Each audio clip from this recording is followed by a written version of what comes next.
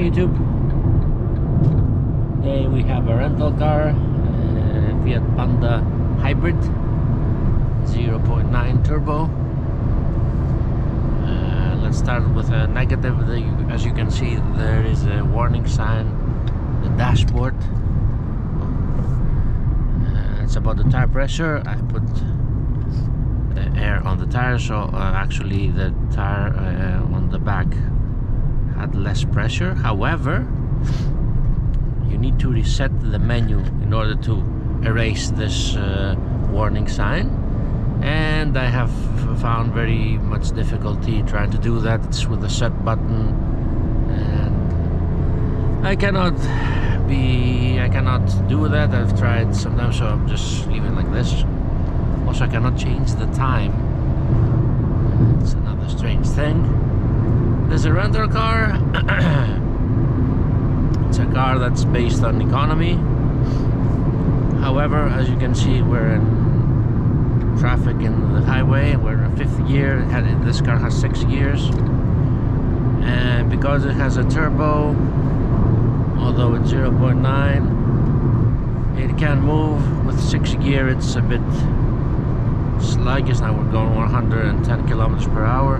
If I put straight my foot to the ground, there's not much happening, but okay, it's 6 gear with a very small engine.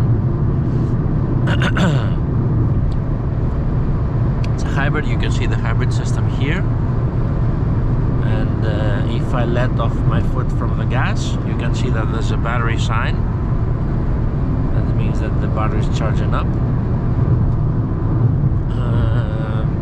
What else I don't like about this car is its 1st gear seems a bit short, and also it does not accelerate that fast with 1st gear. But it's a light car.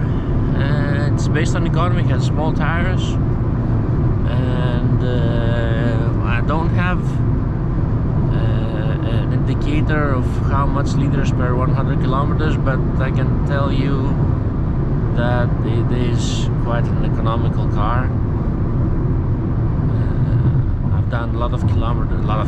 They've done around 200 kilometers with it, and I only put fuel once because it had too little fuel, and now it's almost full with 30 euros. And it's a city car, of course. It has a multifunction display here, but another bad thing is that this car, it's a basic trim, of course, doesn't have alloy rims, although in the initial video you'll see that there were, I think, alloy rims. That was from another car. And the thing is that this car, another bad thing is that it does not have a rear camera nor rear parking sensors, although this car, I can say, it's very small, so that you should not have any issue parking the car.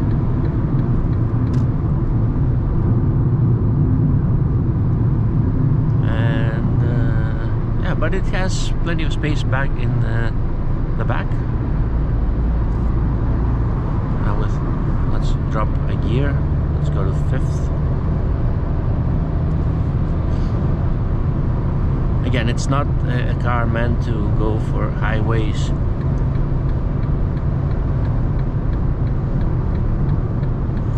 Let's drop another gear, 4th. I'm flooring it, and it has some pull to it. We're going 90 something kilometers on a highway. We need to merge the traffic. You can do it. I mean, another quirk is that the side windows open from here. I'm always looking from over there, but there's no windows here.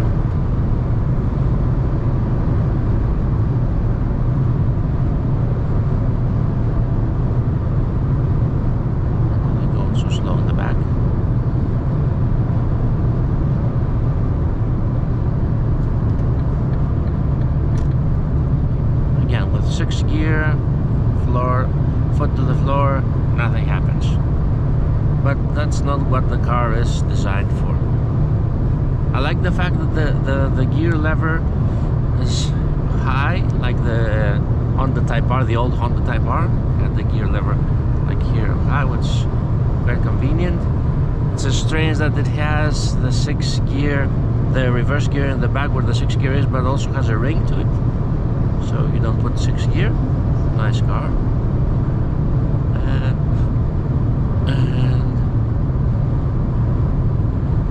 But again, this car shines in the city where it's a small city car. It's small, you can park it easily. But I intentionally started this video on the highway because, as you can see, it can handle itself on the highway more or less.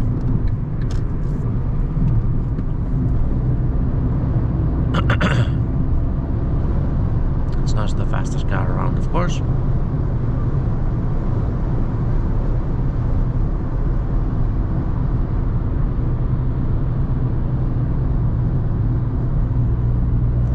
And I don't know if you can see, whenever I leave my foot off the gas, now we're uphill.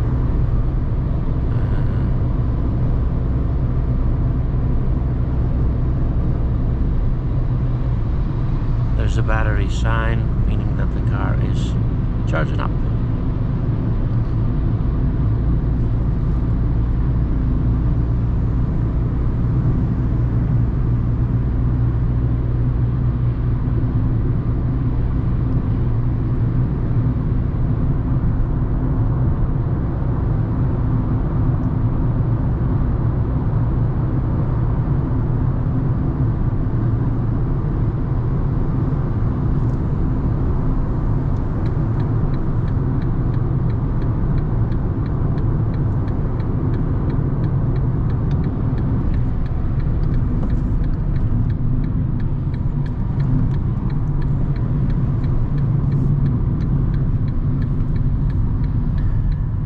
Let's see how the car drives as we go inside the city.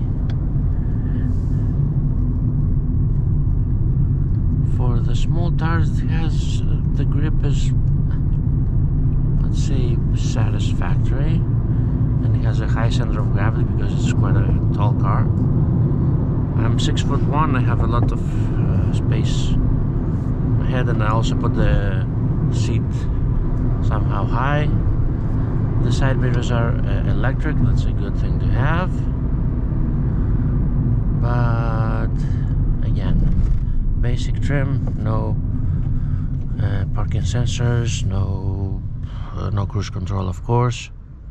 Has a start and stop function, which you can deactivate through this S button. You can listen to music through this USB thing here. What else? ASR off, although I would not do that. As I said, it's a car with a high center of gravity,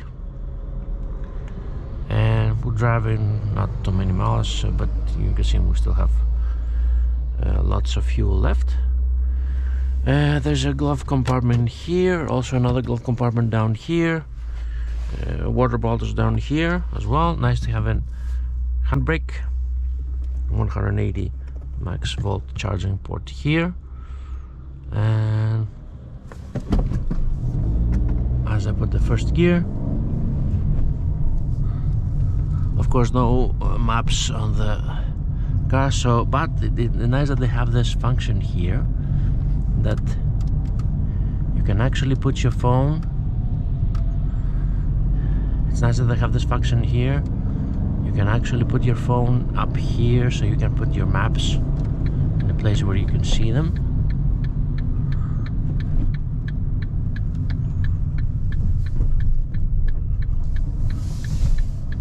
Second gear,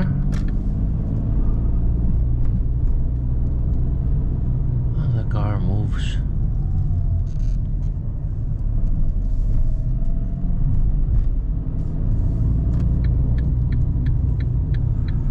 It has a very nice turning radius. Cannot display here, but you cannot make easily in 180. 180-degree turn. It doesn't have any pedestrian automatic braking or anything like that. Again, I said it's a basic trim, so it's a very basic car. I don't know the exact price of this car. I'm guessing it will be around 15 or a bit more or something like that.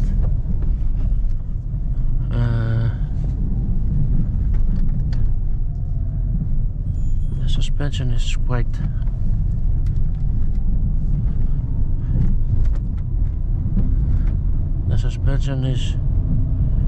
bumpy, although I think it's soft. But okay, there's a lot of potholes in the street and this road. Brakes, okay, they're kind of mushy, but again, this is not the car that's meant to do speeding or anything of that sort. So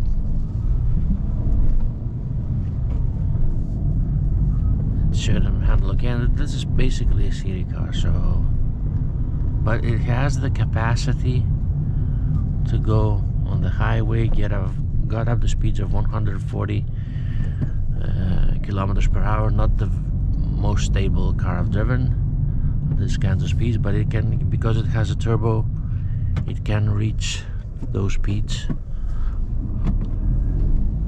It can merge through traffic, but you have to circle through gears.